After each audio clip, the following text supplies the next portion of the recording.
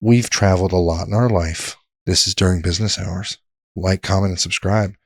One of our favorite places to never visit in the last 5 years, because God, it's been a cesspool, has been Portland, Oregon. And something set me off today. So check this out. So I don't think it's much the people talking smack. If you put in problems with Portland, Oregon, and just into Google. Where I stand is, when was the last time you physically had your feet in Portland, Oregon?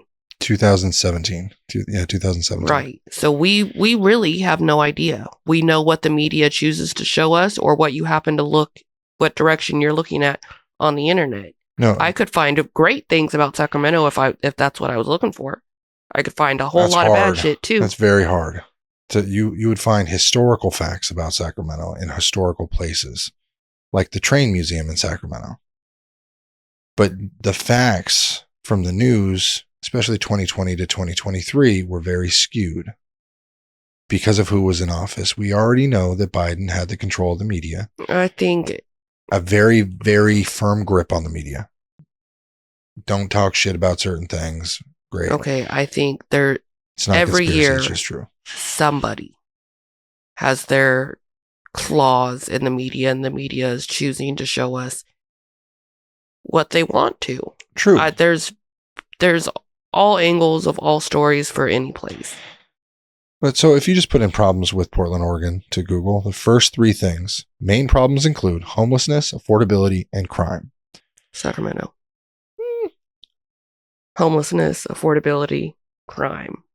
We're talking Portland, the size comparison for Portland versus Sacramento, a bit different. Is it? Yeah. Which one's bigger? Population is 652,000. Sacramento had 1.6 million. So if you're talking about downtown would be the size of Portland. You know what I mean? Right. Yeah. So Portland was this progressive, open love, drugs go anywhere, etc. Like, they had any and all drugs were legal. You could buy things off the street or get a ticket and go somewhere else. You could do all these things because the lawmakers made it that way to drive in homelessness. There wasn't driving in your average 18, 19-year-old trying to look for mushrooms. It was simply to drive in government aid. And now that the government aid is shut off, this dumb business owner who didn't obviously make a shit ton of cash and run like most of Wells Fargo, Bank of America, all the places that took the subsidies and ran, we're going to come back to work. We promise. Didn't come back to work, took their millions, deuced. She could have done that. And now is like, well, nobody likes us because this like image of like what I see through my glasses that are rose colored versus what you see, which is homelessness, shit on the streets, needles for free everywhere, drug kits, naproxen, the whole nine. It can really go either way because, like you said a couple minutes ago, neither one of us have actually been in Portland, Oregon in many years. So we drove through in 2020. Yeah, no. Didn't we? We drove through Oregon, right near Portland. The year that I had CJ? Yeah, when we visited your cousins that Christmas. Yeah. Sure, and we didn't make a point to stop there. I think we stopped to charge, but it was on the outskirts, but as I'm saying, we've been there, we've seen some of the craziness. The end of 2020 wasn't so bad. There was a lot of protesting and what their laws were trying to change. But my point being, you cannot take this place that used to be such a loving and caring part of like the United States. It was supposed to be retirement, skiing, twilight area, right? Portland, Oregon. Forks, Washington? It just looked like this hippie version of wet tree. I don't know what the fuck what am I thinking of? I guess Forks is an accurate depiction, just wrong. Yeah, geographically. So it just, every time I thought of Portland or Seattle, I thought Twilight. That's what I always thought. It was like, it just looks wet, cold, or if it's snowing, great. And then it became this, hey, we'll do anything you want for money. And now people are regretting it. Yeah, I think that cookie crumbles both ways because, like I was saying, neither one of us have actually been there in a long time. We don't know what it really looks like on a day-to-day basis. But then you get people there, like we deal with this with the people we know in California, where, and we were true for that ourselves. When you live there and you've grown up there, everything else is just kind of background noise. You're so immune to or numb to all of the crime. And we heard sirens days in and days out to the point where you don't even hear it. You just know that it's there. But it's like... But I would say from Auburn to Fair Oaks and El Camino was the safest stretch of Fair Oaks. 100%. There wasn't, at the time we lived there, 2020 to 2022, there wasn't no protesting. There was very little homelessness. We had a singular camp next to our business in Carmichael. What streets are you pointing out? Fair Oaks. To El Camino? From where we lived on Fair Oaks and Coyle. That intersection to El Camino was the safest stretch for bullshit. You did not have stacks of homeless. You did not have encampments on that road. The entire time from 2020 to 23. You still had 20 crackheads at the Circle K. Yes. You had accidents every day at Manzanita and Madison. That's 2 blocks up, and I'll deal with accidents compared to the needles that were in the front porch of most of these businesses. Right. But in 2021, that's all these people were posting is, why won't anyone clean this up? Because government wasn't helping. Okay. But that's what I'm saying is when you live there, you're numb to it. And you just think that that's normal because I've seen this for 30 years of my life. Mm-hmm. I don't think that it's different anywhere else in America. So then like us, when you leave and you see like, wow, like I can count on one hand how many homeless people I've seen now.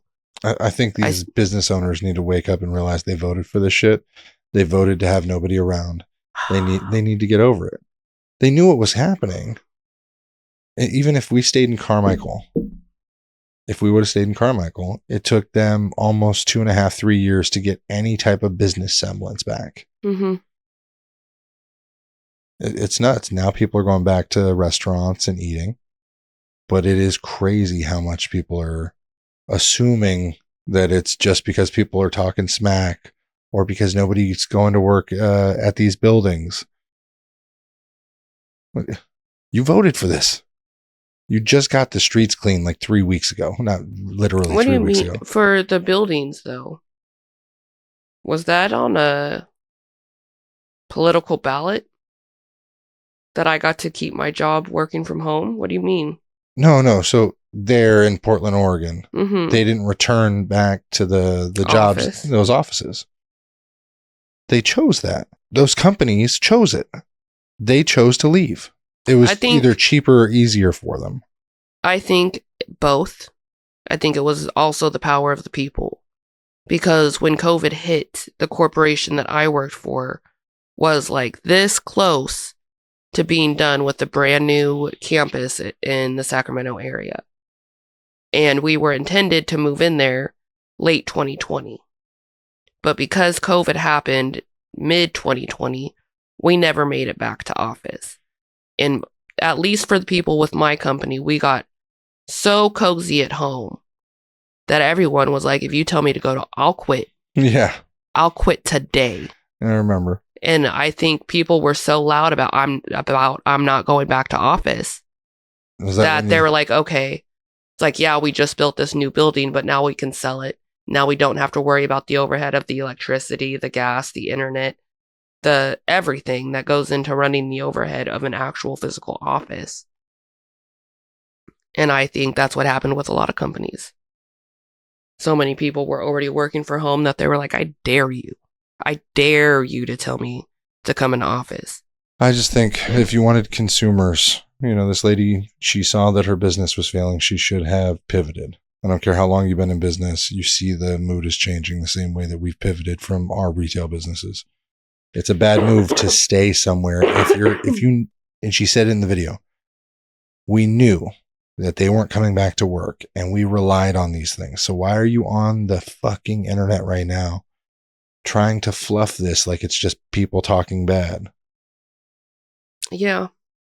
Self-inflicted. There was for a previous employer that I had many years ago in El Dorado Hills, there was a specific like Italian mom and pop sandwich shop that I had discovered. Mm-hmm. Loved.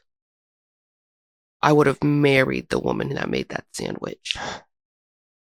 I would have had 2 wives? Maybe. As long as you could make my sandwich first.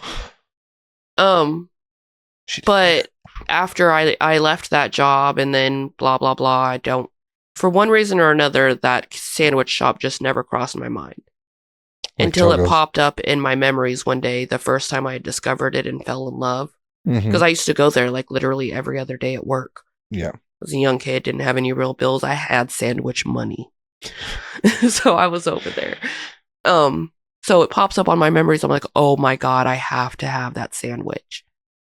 And this was like 21. So we were still in California. COVID, I think, had lightened up at that point. Places were open again. And so I looked it up. They pivoted correctly.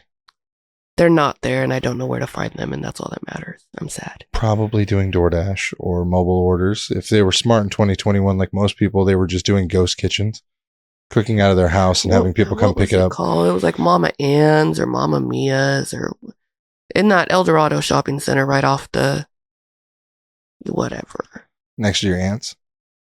Yeah, in that area, because that's where I worked, was just down the other end. You said El Dorado, I just know where it's at.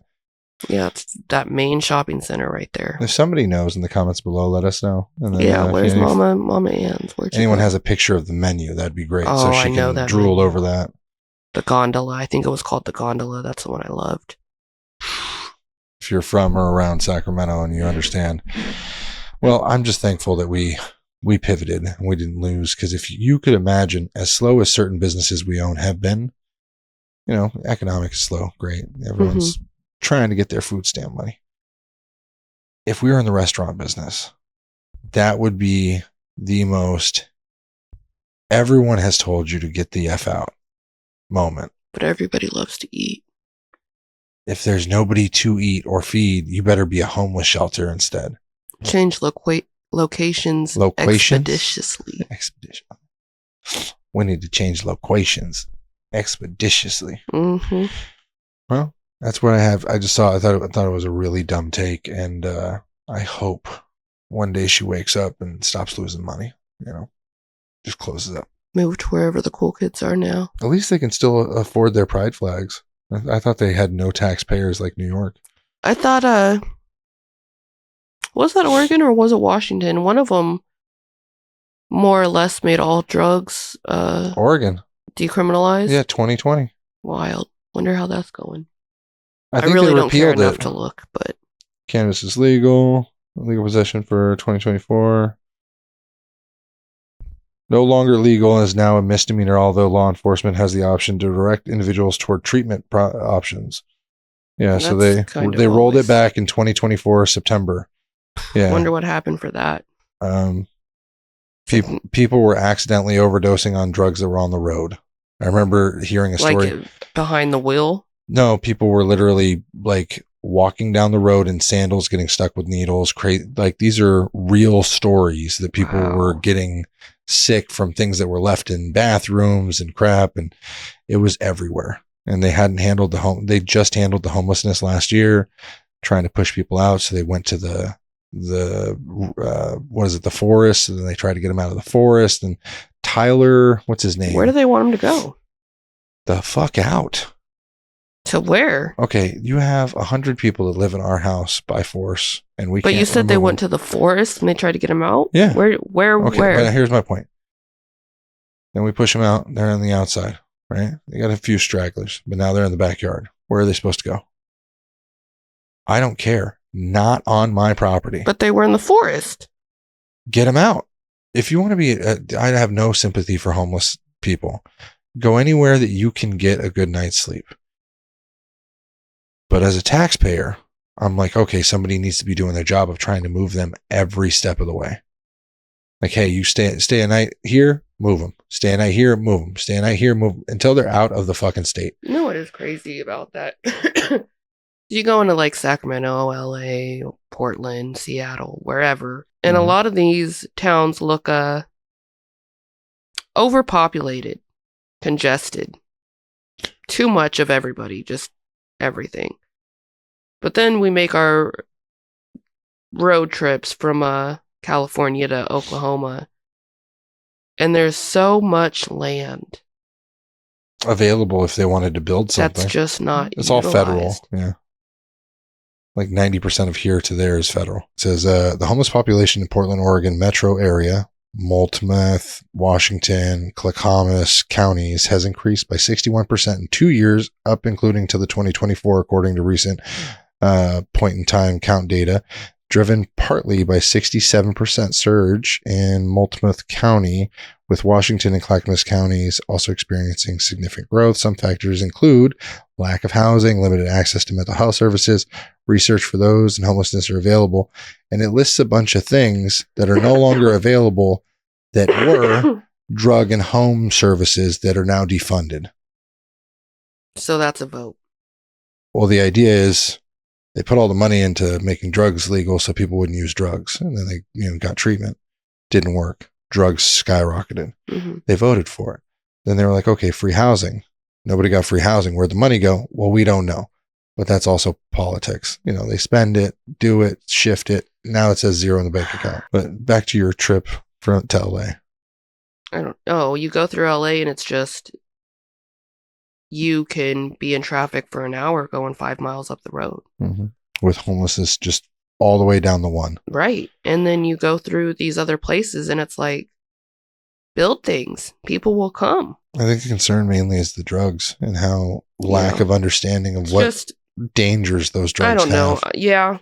I just also read the other side of the fence because, I mean, not as far as drugs go. That is what it is. But for homelessness, those aren't always drug addicts. You know what I mean? Like there's people that just sleep in their car or sleep on a park bench or. I think 2/3 are addiction related.